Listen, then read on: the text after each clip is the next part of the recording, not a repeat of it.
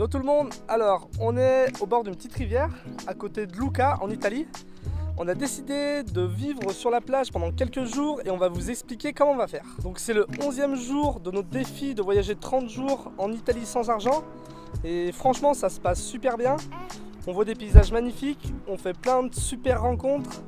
Et par contre on avance doucement, l'autostop ici ça marche pas facilement. On a fait en 11 jours, on a fait à peu près 500 km, ce qui revient à faire à peu près 50 km par jour.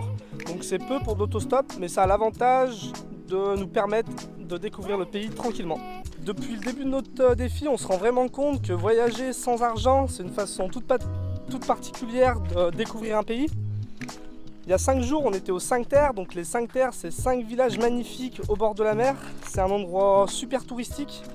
Et on avait quelques a priori en arrivant là-bas, on s'était dit que le stop marcherait moins bien, que récupérer de la nourriture, ça allait être plus dur. Et que dormir sur place en camping sauvage, ça serait compliqué aussi. Et en fin de compte, on s'est trompé parce qu'on a pu vraiment bien profiter. Les commerçants, malgré qu'ils aient beaucoup de clientèle et qu'il y ait beaucoup de gens dans leur boutique, ils ont pris le temps quand même de nous donner à manger quand on leur expliquait qu'on voulait récupérer de la nourriture qui allait être jetée. On a même pu goûter à la friture locale, donc c'est un peu le truc que tous les touristes achètent.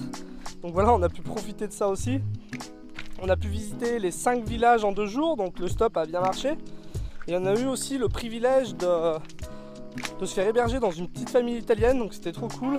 On a dormi dans les 5 Terres. Je pense que si on avait été là-bas en simple touriste en vacances, on n'aurait même pas eu les moyens de se payer une chambre sur place. Donc c'était vraiment super de dormir là-bas, de se réveiller avec une vue en plus sur les 5 Terres.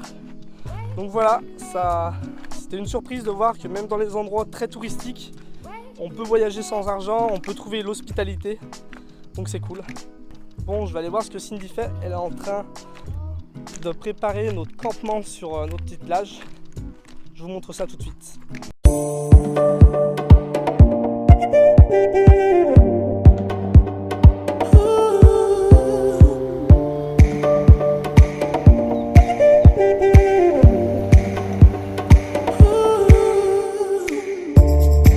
Moi aussi je vais aller me baigner parce qu'il fait super chaud. Et après on va aller récupérer de la nourriture dans la ville de Lucca. Et j'en profiterai pour filmer un petit peu, pour partager tout ça avec vous. On est parti, donc on va essayer de trouver un petit peu de nourriture pour aujourd'hui et pour demain. Comme ça on va pouvoir rester 1 ou 2 jours sur notre petite île. Et là on est refait parce qu'on a planqué nos sacs. Et du coup ça va être confortable, c'est la première fois depuis qu'on est parti qu'on va pouvoir se balader un petit peu en ville sans nos sacs. Ils font tous les deux de plus de 10 kg, donc c'est beaucoup plus confortable. Donc voilà, là on est sur le petit sentier qui mène à notre plage privée, direction la ville. On vous montre tout ça. Look at those palm trees, damn!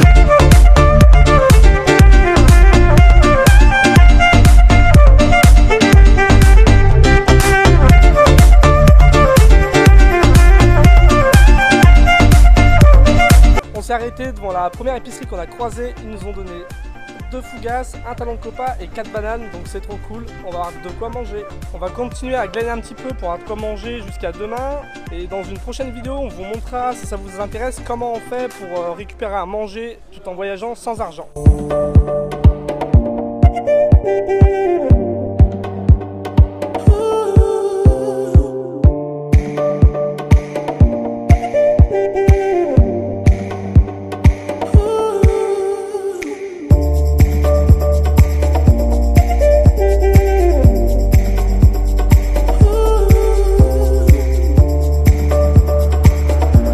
On est de retour sur notre petite plage, on est content, on a réussi à glaner un petit peu de nourriture. On a demandé dans 2 ou 3 restaurants et dans l'un d'entre eux on est tombé sur des personnes vraiment super gentilles. Ils nous ont installés à table, ils nous ont offert à boire, à manger, on a pu discuter avec eux. Donc c'était vraiment cool, c'est impressionnant de voir à quel point l'accueil pour les voyageurs est énorme en Italie. Donc voilà, on est super content, on va rester sur cette plage pour 1 ou 2 nuits, ça va nous reposer un petit peu, ça faisait quelques jours déjà qu'on avait envie de se poser à un endroit, mais c'est pas toujours facile de trouver un endroit où on peut se poser plusieurs nuits sans être viré, vu qu'on fait du camping sauvage. Donc là on a un endroit qui est calme, la ville à côté pour pouvoir récupérer de l'eau, récupérer à manger.